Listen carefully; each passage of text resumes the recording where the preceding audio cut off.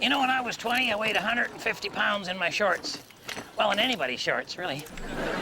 And now that I'm not 20, my doctor gets a big kick out of weighing me every time I go in there, no matter what I went in for in the first place.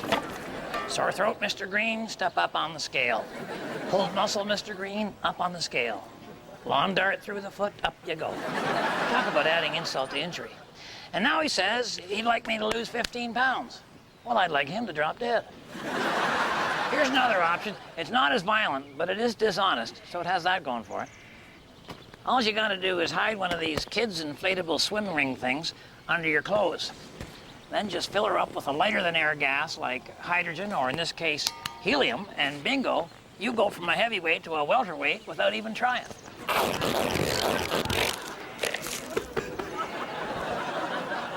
There.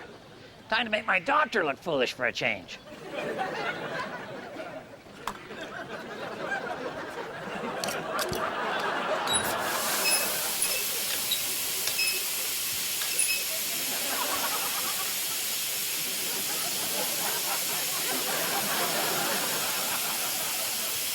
Now, if you'll excuse me, I have an appointment to keep.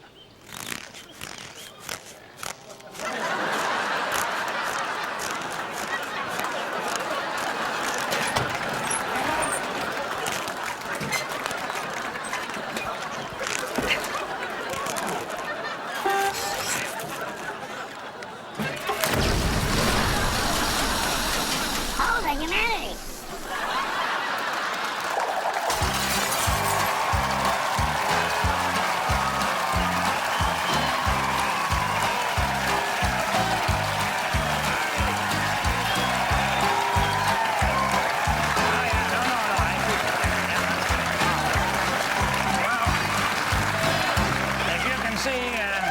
Another one of our freak snowstorms up at the lodge. You know, I think it's the pollution levels in Possum Lake that do it, because lakes are supposed to freeze in the winter, right? Not congeal. You know? Uncle Red! Uncle Red, help! Where are you, Harold?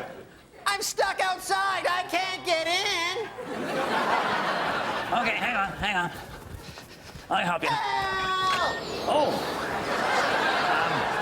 Okay, Harold, look. I'm gonna hand the ski in through the door, okay? You grab the end, I'll pull you inside, all right? Okay, good idea. Yeah. Oh, Harold, you took it right out of my hands. Sorry. Can we try it again? All right, here comes the other one. Okay, good, yeah. Okay. Okay, yeah, sorry. My fault, yeah. Yeah. What am I gonna do now? Put the skis on, go to the back door. Now, like I say, you know, the roads are all closed. The town is pretty much shut down. Even the police aren't working today. Ah, I love this weather. Yeah.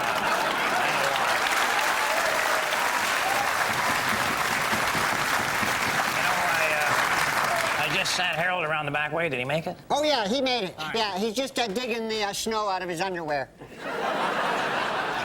You know, Mr. Green, I remember seeing this movie once where these people were stranded in a snowstorm, right? Yeah. And, like, the only way they could survive is if they ate one of them. Uncle Red. Yeah. Hold on,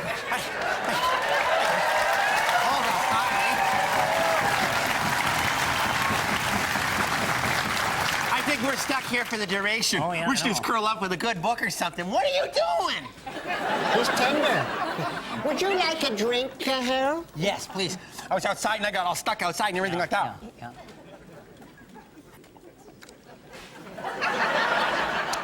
What is that? Marinade.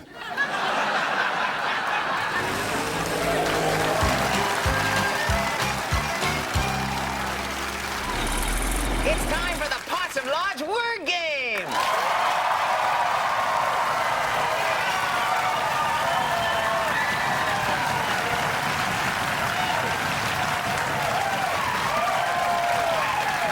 Tonight's winner receives this coupon from Rothschild Sewage and Septic Sucking Services. It's our new high-tech computer router treatment. Has a big download clogged your line? Does your hardware make unnecessary backups? Let us come and give your system a little extra RAM. Oh. Okay, cover your ears there, Dalton. Okay, Red, you have 30 seconds to get Dalton to say this word. Diet. Diet. Yeah, all right, Winston. And go. Okay, Dalton, what do you do when you're trying to look thinner? Stand farther back. Okay, say you want to have a drink, but you're trying to lose weight. So you don't have a regular soda. You have a... A mini soda. Of course, didn't do much for mini soda fats, huh?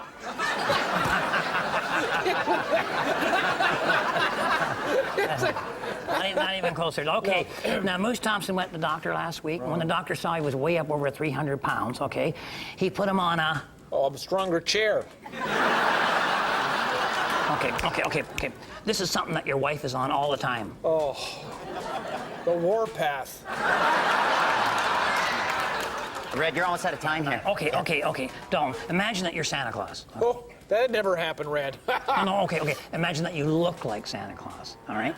You know, you got the bowl full of jelly belly thing going on there. What would you do to improve your appearance, huh? Well, if I had all that white hair, I'd dye it. Yeah!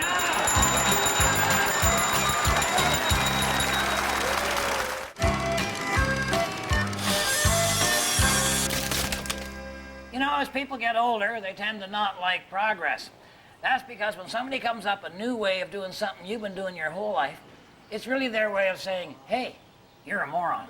And that's why guys like me are always looking for ways to show these young bucks that we did it better in the old days.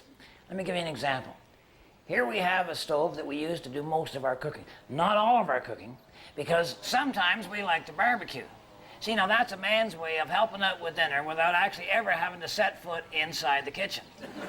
Then when we're all done and it's time to do the dishes, we just turn on the hot water and away we go. And later on in the evening, the house can get pretty cool, especially if you're late coming home from work or whatever. So all we do is crank up the furnace. But wait a minute, what have I got here? I got a gas bill for the furnace and the stove, an electric bill for the hot water heater, and a propane bill for the barbecue. Separate bills for 4 things that do exactly the same thing, produce heat. How crazy is that, huh? Well, I think it's time to get back to the way our forefathers did things. Remember when your wife dragged you on that historical tour of Williamsburg, eh? Remember the fireplace they had there that they cooked on and heated water on and heated the house with? Well, see, now I think they had the right idea. They just didn't have the right technology. Well, we have that now. It's called a furnace, huh? Okay, you see how they have it all closed in like that, eh? That's so you can't see what's going on in there. And down here, you have the flame in this area, and then above that is the air chamber where the air gets heated, and then you have the fan that fires the warm air up into the house. And that's all it does. What a waste of engineering. Well, I think we can do a little better than that, huh? Okay, now we're cooking. See, I mounted the oven door on here, because this isn't just a furnace anymore. Now well, I don't know what it is, but it's not just a furnace, that's for sure. Okay, you got your furnace burner right down the bottom. Here's this where you do all of your barbecuing. You know, you might even throw a few briquettes on the burner. Think how good that's going to make your house smell. That's a nice change, isn't it? Okay, now, this cookie sheet becomes the bottom of my oven, see? But because it's so far above the flame, I can actually bake on the bottom of the oven. I mean, the efficiencies just keep on coming. I'd say these cookies will be done in about 20 minutes, even sooner if we have a cold snap. Oh, yeah, and I'm using this old gas can as my hot water heater. A couple of things to remember here. Number 1, don't use a plastic gas can. Of course, hindsight is always 20/20, isn't it? And the other thing is, you want to be careful with your overhead pipe joints. I mean, any plumber will tell you that they're tricky to duct tape. Oh, and here's another bonus. I'm using my pull-out filter as a pizza oven. Okay, let's fire her up.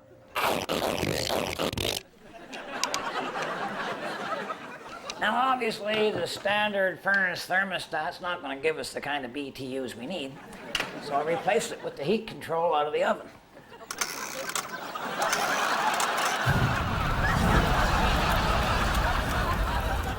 But you got to keep an eye on this, baby, because if you don't pay attention and get the house up to 450 degrees, that'll cost you a fortune. I smell cookies.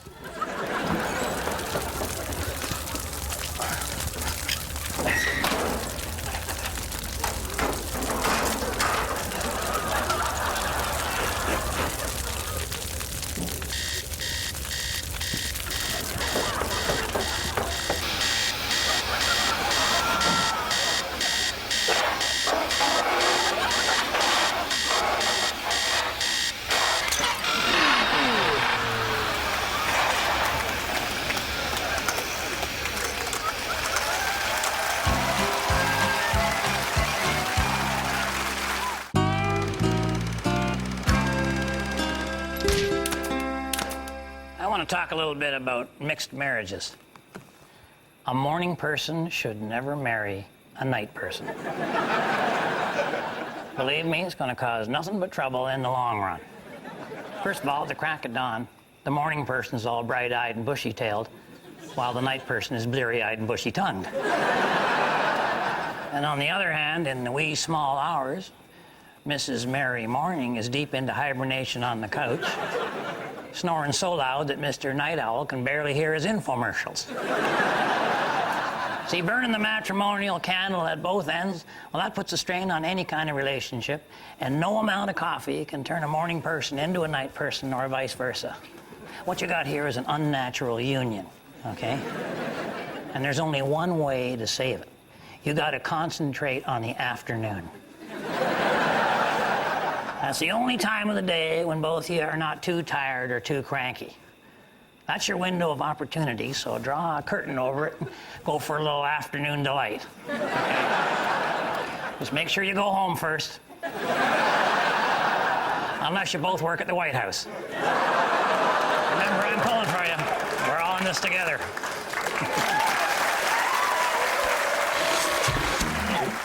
You always get your septics pumped. Your tank's as clear as a bell. But be sure your neighbor gets his done too, or you'll be a victim of secondhand smell.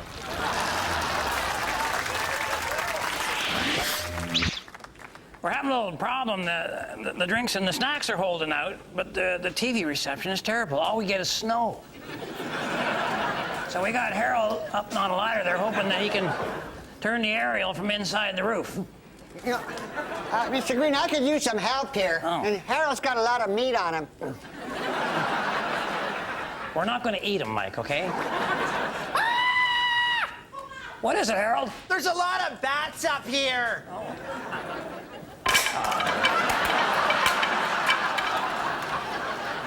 Can you reach the aerial pole from inside the roof? No, but there's a trap door.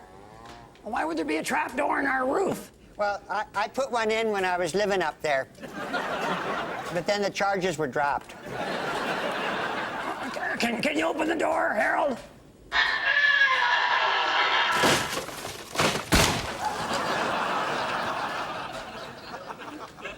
Yes. Oh, well, can you reach the aerial now, Harold?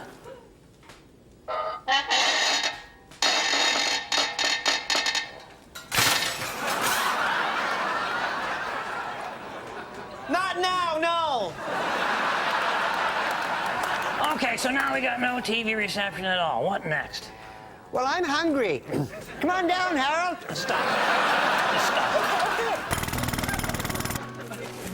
Okay, now don't panic. It's just a chili cook-off. Walter and I were the last two entrants in the whole lodge, and Walter likes to do everything kind of different. He's got an apron. You know, what is I mash? I don't know. I don't understand. I don't have an apron. I don't have. He's got the hat and everything, and I don't want. No, I'm happy. No, I like the hat I have, Walter. I like the hat I have. That's fine. That's fine. I'm fine. I didn't realize the fire was going. He couldn't see, and okay. Well, I helped him up, but at least his apron is more accurate now. I'm a moron. So I'm just making it in just a normal pan, dump in some ground meat. No, Walter's got to have the special pressure cooker, and he's got to start with the big hunks of beef, and he puts them in there and grinds them up. It's a lot better if the beef doesn't have bones in it, Walter. You know, it's like going to work. You grind and grind, and you eventually pull yourself down into it. Meanwhile, I'm just carrying on. I had the tomato paste, you're fine. I had a large jar of tomato paste that I was using, but that's not good enough for Walter. He's got to squash his own tomatoes. He's got one of these power...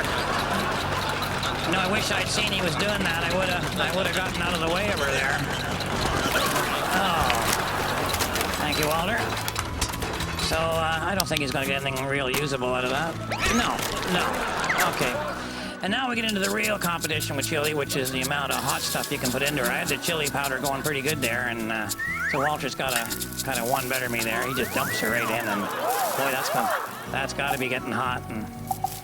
But I was not impressed with that. I showed him, you know what, have a look at this, Walter. I can sprinkle this on my hand, just no problem. Yeah? What are you gonna do? Oh, that'd be Tabasco. A little dab of that on your tongue, Walter, eh? Oh, boy. Oh, boy. Oh, no. You're gonna pay.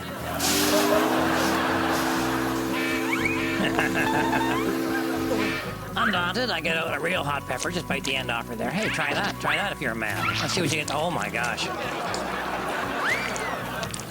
So now the heat of the moment is starting to set in, and we're both feeling the effects, and we look over to the side, and what do we see but rain barrel, and I'm thinking, just excuse me, my Walter.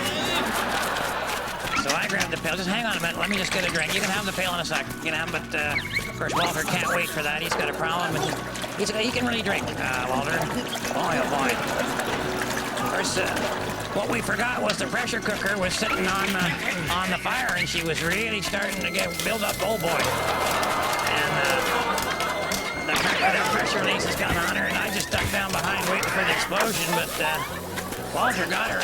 He wanted to get her somewhere safe, and. No, Walter, no. I sure wish I'd seen him do that. But he thinks he's... Okay, yeah, your problems are over, yeah, but I'm taking my chili, and I figure I won by default. His chili's gone. I didn't know where it was, but as I head to the van, Walter suddenly realizes that I'm going to go home in the same vehicle I arrived in. And he's saying, I guess he was trying to stop me, but at this point, I kind of got myself set up. I'm on my way home. I get in there, don't know anything about the chili in the back, and oh boy. Chili will do that.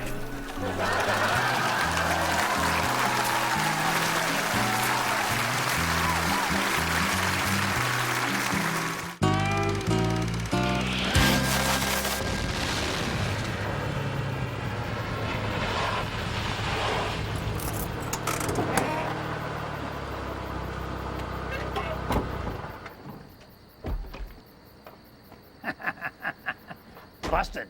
You married guys know the situation. You promised your wife you'd be home from poker night at 11, and the only way you can possibly make it is if you preset all the clocks in the house to Honolulu time. And what you want is a way to get your vehicle up the driveway safely without waking anybody inside.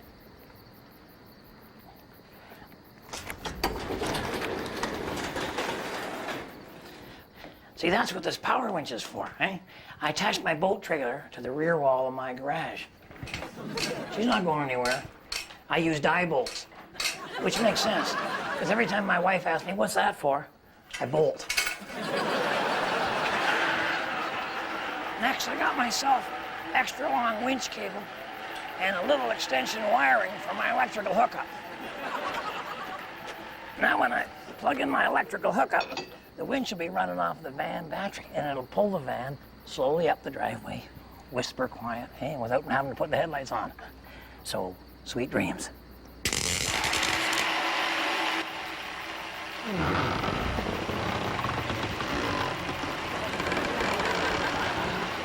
man, the emergency brake.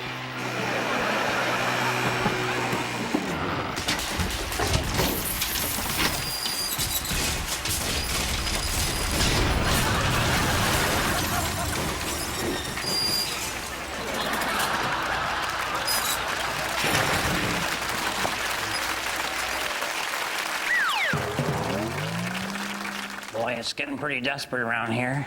We got no food, we got no water, and worst of all, we got no TV. I mean, it's starting to get ugly. Uncle Red! Uncle Red, you know what we can do now? Know what we can do now? Now we can play like another round of Who Am I? Who am I?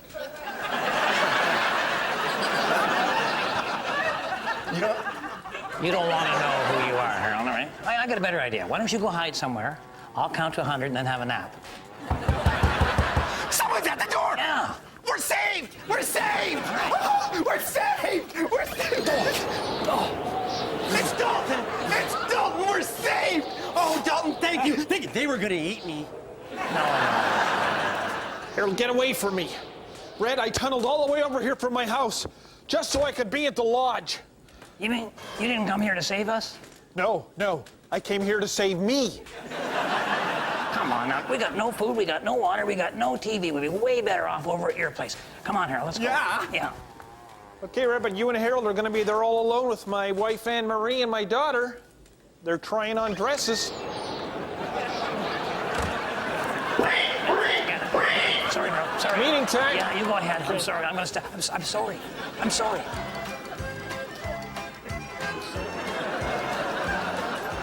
Well, my wife is watching, and I'll be coming straight home after the snow plows. And don't worry, I know how to get home. I have a lot of fun at the lodge, but none of these guys have what you got.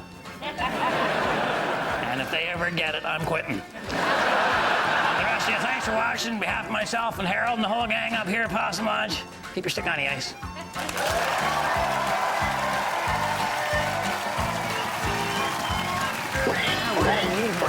Sit down, here he comes. All rise! Quando, Omni, Flunkus, Moritati. Sit down. All right, men, bow your heads for the man's prayer. I'm a man, but I can change if I have to. I guess. Okay, men, we have a pretty serious charge in front of us here tonight. Harold claims that during our current crisis, Mike assaulted him. Oh, no. Not assaulted. Salted. He salted me. Oh, no.